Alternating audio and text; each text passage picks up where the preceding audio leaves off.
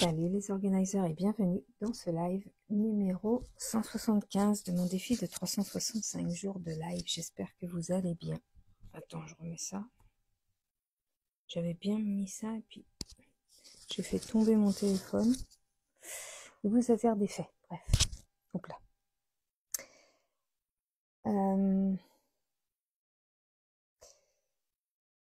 Je viens ce matin parce que j'ai été inspirée, donc je me suis dit je vais en parler ce matin.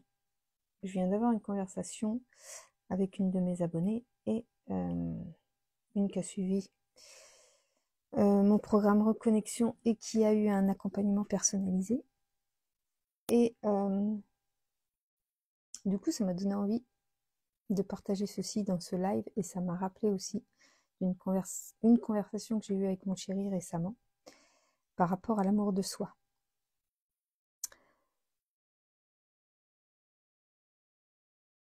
Et il y a une citation qui dit que charité bien ordonnée commence par soi-même. Et c'est tellement ça. C'est-à-dire qu'à partir du moment où tu donnes la responsabilité à l'extérieur de ton propre bonheur, tu ne pourras pas trouver le bonheur. Parce qu'on aura beau te donner tout l'amour du monde, si toi t'es pas capable de le recevoir, ben tu le recevras pas en fait. Et l'autre jour, mon chéri me disait, on parlait de mon fils aîné. Je vais pas parler de lui parce que c'est sa vie et c'est son chemin, mais je vais parler de Gaël parce qu'ils se ressemblent beaucoup. Et Gaël me dit dans la conversation, il dit bah moi c'est toi qui m'as sauvé. Et il dit heureusement que je t'ai eu parce que sinon j'y serais pas arrivé. Enfin je serais pas qui je suis aujourd'hui si t'étais pas là. Et je trouve que c'est donner beaucoup de responsabilité à l'autre, trop de responsabilité à l'autre. Même si en soi c'était un compliment, je pouvais le recevoir comme un compliment, mais en fait j'ai surtout reçu ça comme une responsabilité trop importante à m'attribuer. C'est comme si c'est moi qui avais eu le pouvoir sur lui pour qu'il soit plus heureux. Et la vérité, c'est que le seul pouvoir que l'extérieur peut avoir, c'est celui que nous, on veut bien lui donner. C'est-à-dire que si il n'avait pas été amoureux comme il l'a été et comme il l'est encore aujourd'hui, la transformation n'aurait pas pu être possible.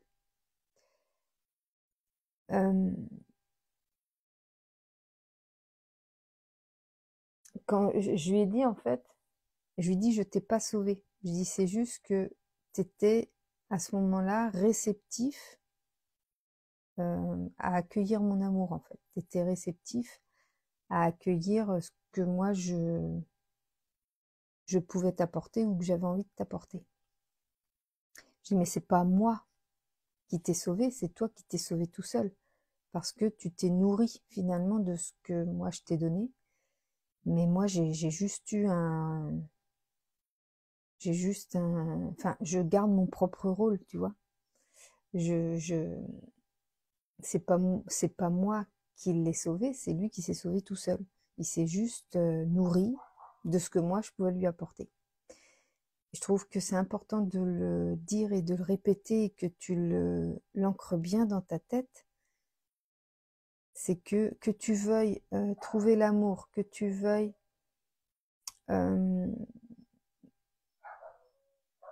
trouver un job, que tu veuilles perdre du poids, que tu veuilles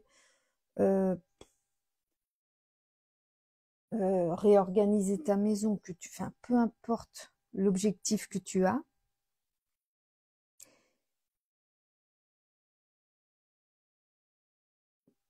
que tu y arrives ou que tu n'y arrives pas, n'est pas de la responsabilité de la personne que tu auras en face de toi ou c'est pas la responsabilité de l'extérieur, c'est ta propre responsabilité. Tu vois, par exemple, euh, là, mon chéri, je parle de rééquilibrage alimentaire parce que je suis en plein dedans en ce moment. Et je disais hier, j'ai de la chance, j'ai mon chéri il cuisine. Et donc, il me fait des plats. Et je sais que certaines personnes qui écouteront ce vocal, enfin ce replay ou ce live, se diront, ah bah ouais, mais non, mais elle a un cuistot à la maison, ah, c'est facile. Tu vois, comme les gens qui me disent, ah bah ouais, mais elle, quand je suis devenue entrepreneur, ah bah elle, c'était facile de quitter son job parce que elle a un mari, quoi. Elle a quelqu'un qui peut assurer les revenus. Ben non, en fait. Parce que avec un seul revenu, on n'avait pas assez pour épayer nos charges et subvenir à nos besoins. Donc, que j'ai mon mari ou que je sois seule, ça change rien en fait. C'était juste ça peut être une croyance que on va mieux s'en sortir s'il y en a un des deux qui bosse et l'autre bosse pas. Mais à partir du moment où t'as pas les moyens de subvenir à tes besoins, son salaire avait beau être là, il n'était pas suffisant en fait.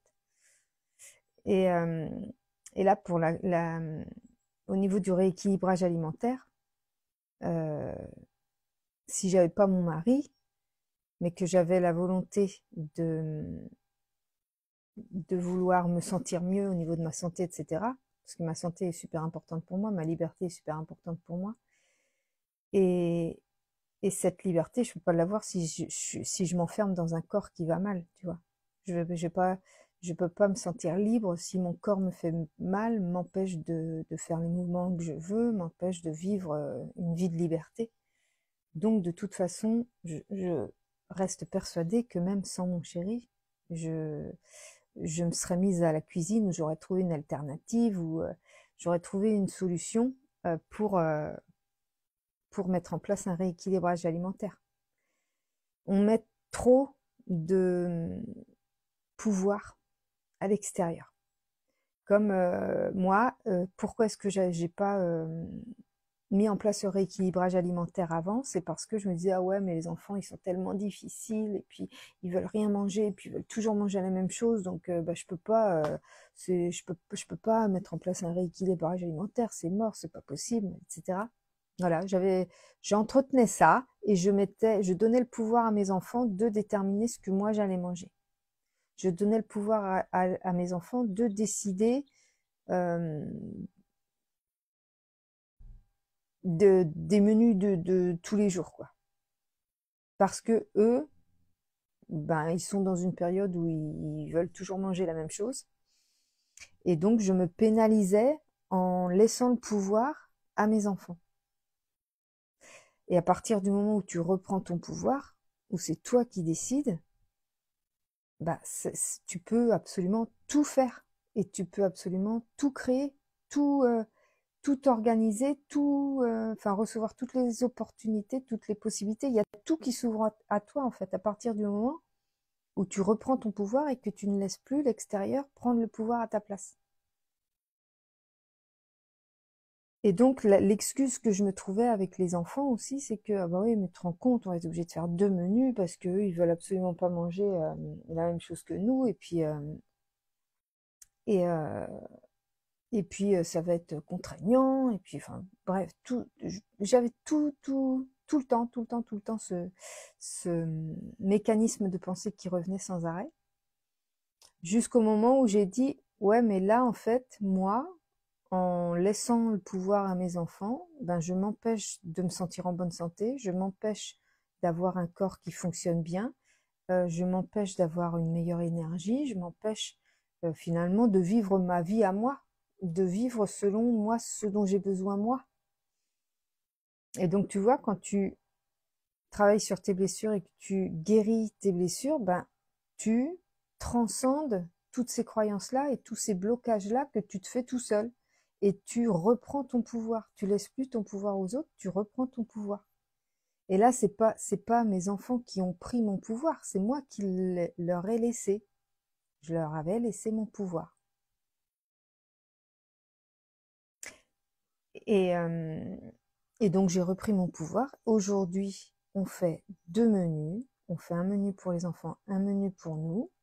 Et il s'avère que dans les plats qu'on teste, certains plats conviennent aux enfants. Et donc, dans notre rééquilibrage alimentaire, on va pouvoir inclure des jours où on va pouvoir faire un seul plat pour tout le monde. Finalement, ma volonté d'avoir repris mon pouvoir m'a permis de constater qu'en fait, on peut trouver des menus qui vont convenir à toute la famille, alors que je m'étais, en laissant le pouvoir à mes enfants, je m'interdisais d'essayer en fait, d'essayer de trouver des menus qui correspondent à toute la famille. Mais là, quand les enfants ils voient la présentation de nos assiettes, quand ils voient la variété de ce qu'on mange, eh ben ils commencent à vouloir de plus en plus goûter et finalement il y a des plats qui leur plaisent.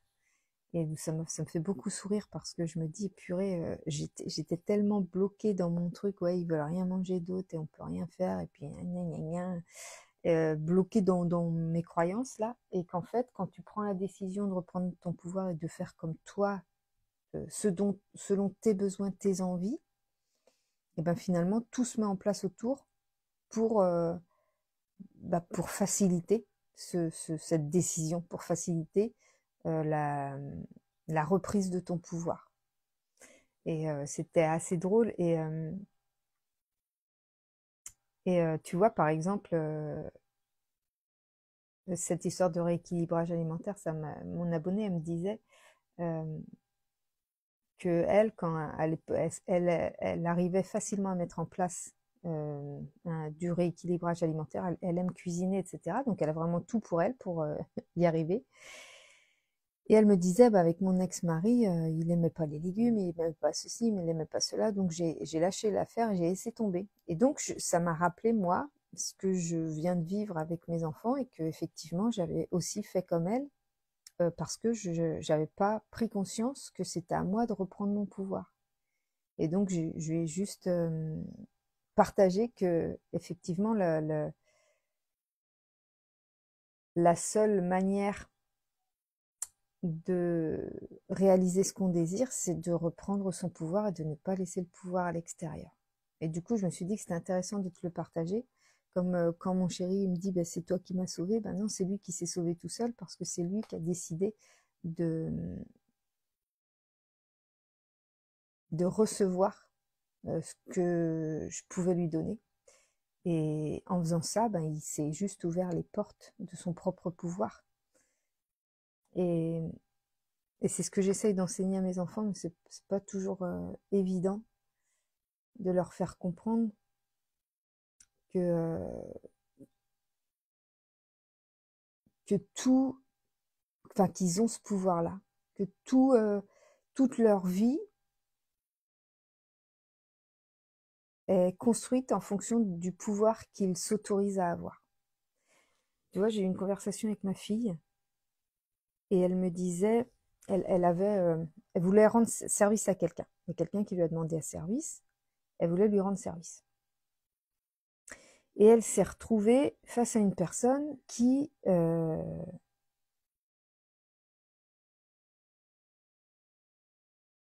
compliquait les choses dans le sens où c'est une personne qui demandait un service, mais c'est celle qui était le moins disponible pour recevoir le service, tu vois. C'est-à-dire que ma fille, elle se pliait en quatre en train de chercher une date, une heure pour que ça convienne à l'autre personne, alors que c'est l'autre personne qui demandait un service à ma fille. Et donc je dis à ma fille, je dis mais on est d'accord que c'est pas toi qui demande un service à l'autre personne, c'est l'autre personne qui te demande un service. Et à partir de là, à partir du moment où elle te demande un service, elle doit s'adapter à tes propres, comment dire, j'allais dire exigences, mais je veux dire, si t'es pas disponible, t'es pas disponible. Un service, il doit être rendu sans contrainte, tu vois. Là, elle commençait à subir finalement le fait qu'elle ait accepté de rendre service. Donc je dis, tu vois ce que tu vas faire, c'est que toi, qu'est-ce qui t'arrange par rapport au rendez-vous, la date, l'heure, qu'est-ce qui t'arrange? Elle me dit, ben moi, c'est ça, ça et ça. Je dis, ben, tu proposes ça, ça et ça. Si la personne ne peut pas, eh ben, soit tu lui rends pas ce service-là, soit elle accepte tes conditions, ou soit bah, on fait les choses différemment, mais en tous les cas, de façon à ce que toi, tu sois pas pénalisé. Je dis rendre service, ce n'est pas se mettre en quatre. Rendre service, ce n'est pas subir les exigences des autres. On rend service avec plaisir, on donne de sa générosité, mais si ça entrave nos propres limites, bah on n'a pas à subir un service qu'on donne avec le cœur, tu vois. Et donc, même dans la générosité, il y a des limites à poser.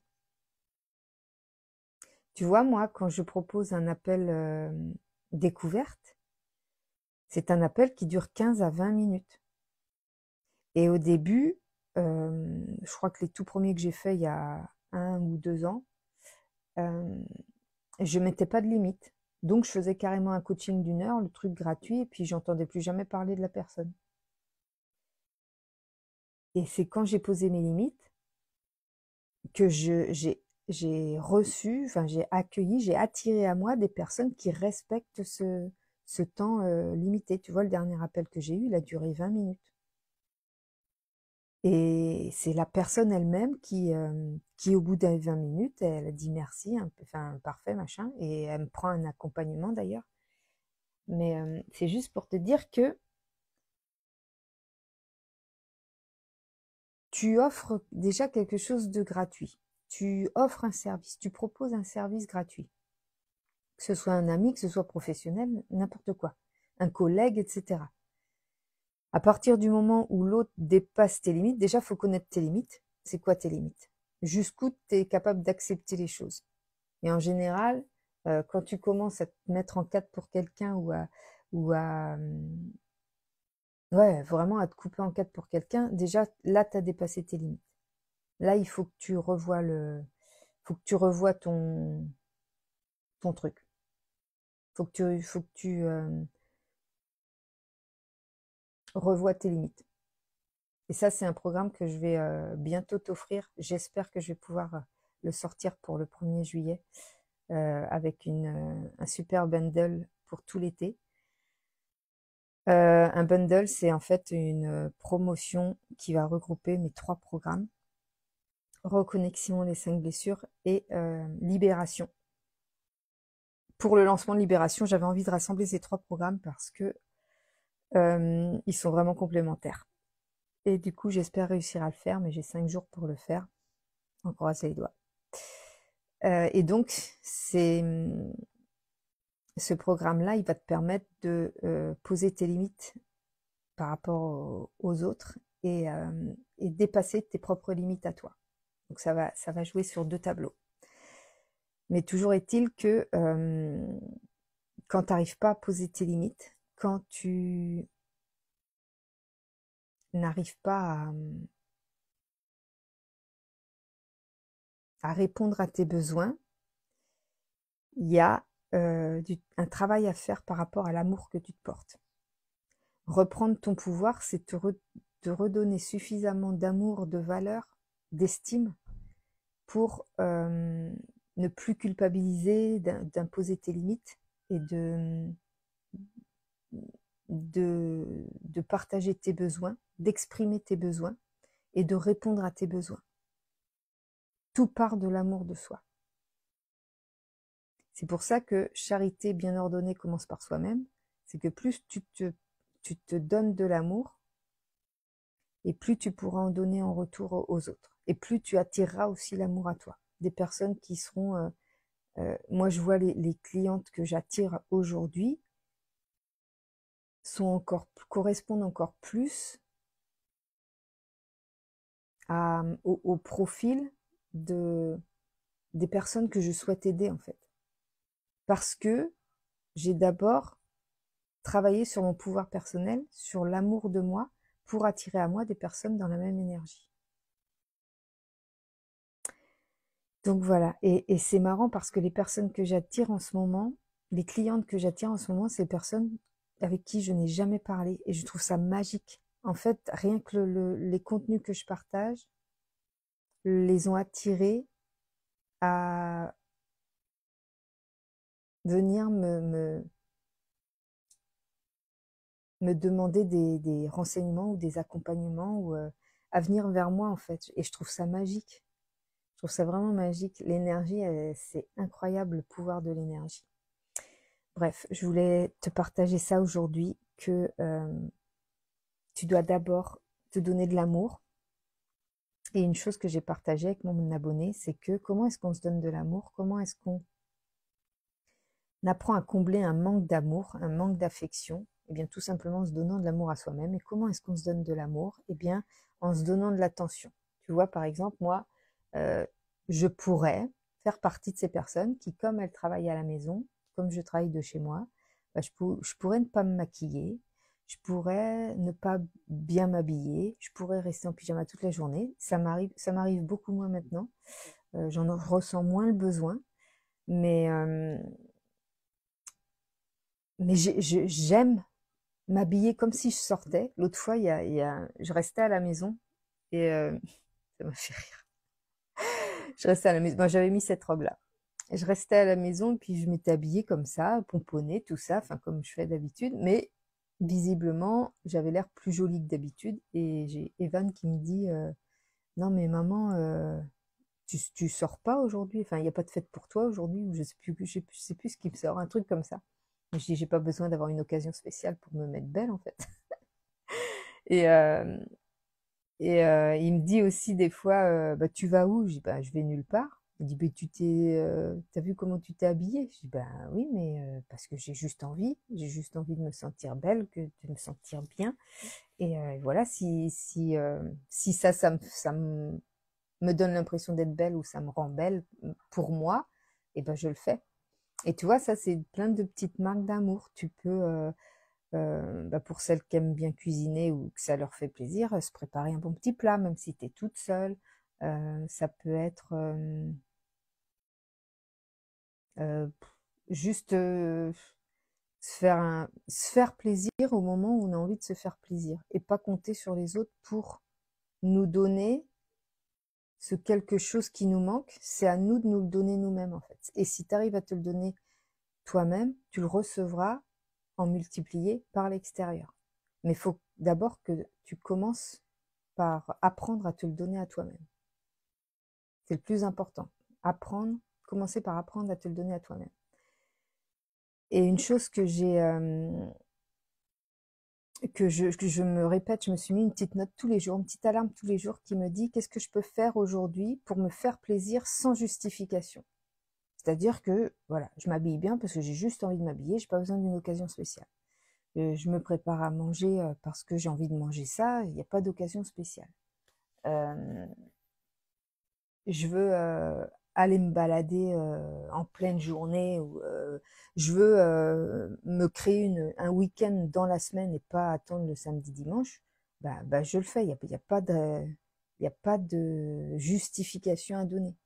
C'est vraiment répondre à tes besoins au moment où tu en as besoin. Si j'ai envie d'allumer une chandelle, tu vois, l'autre fois je faisais le tri, je suis retombée sur plein de chauffe-plats, plein de petites bougies chauffe-plats.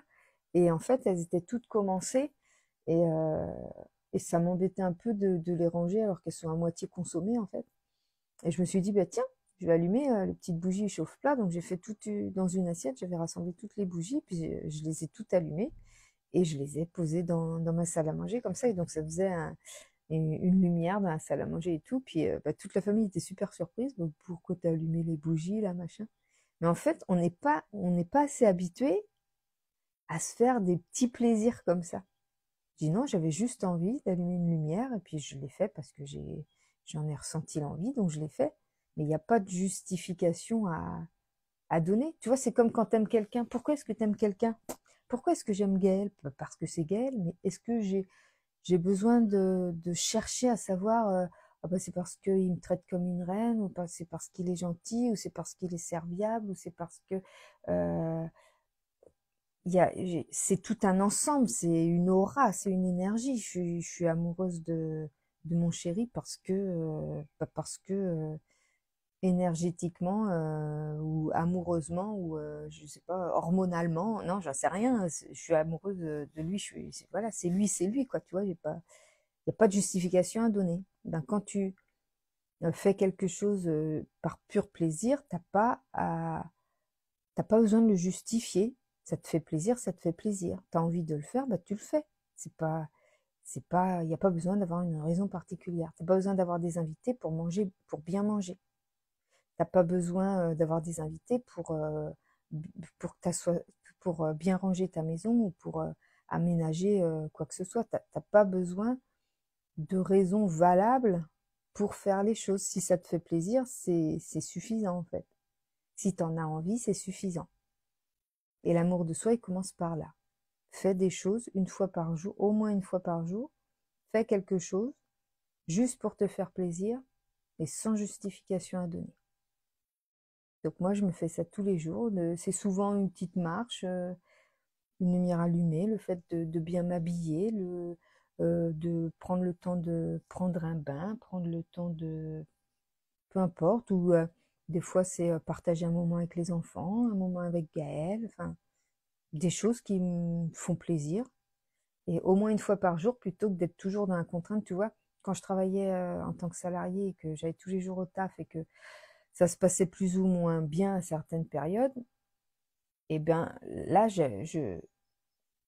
j'entretenais pas mon plaisir, je faisais rien pour me faire plaisir. Ça m'enfonçait encore plus dans plus de contraintes, plus de privations, et du coup, forcément, à un moment donné, ça peut plus fonctionner. Tu vois, c'est à un moment donné, soit ton corps il lâche, soit ton esprit il lâche. Salut Yolande. Et donc à long terme, ça peut pas fonctionner. Donc, l'importance de toujours faire quelque chose qui nous fait plaisir au moins une fois par jour. Fais quelque chose qui te fait plaisir au moins une fois par jour. Et tu vas voir que c'est en faisant ces petites choses-là, il n'y a pas besoin que ce soit grandiose, mais c'est en faisant ces petites choses-là que tu vas entretenir l'amour de toi-même et que tu vas pouvoir attirer à toi l'amour que tu recherches peut-être ou les, les manifestations que tu as envie d'attirer à toi. Voilà, c'est ça que je vais te partager aujourd'hui. Je te fais des gros bisous et je te dis à demain pour le prochain live. Salut!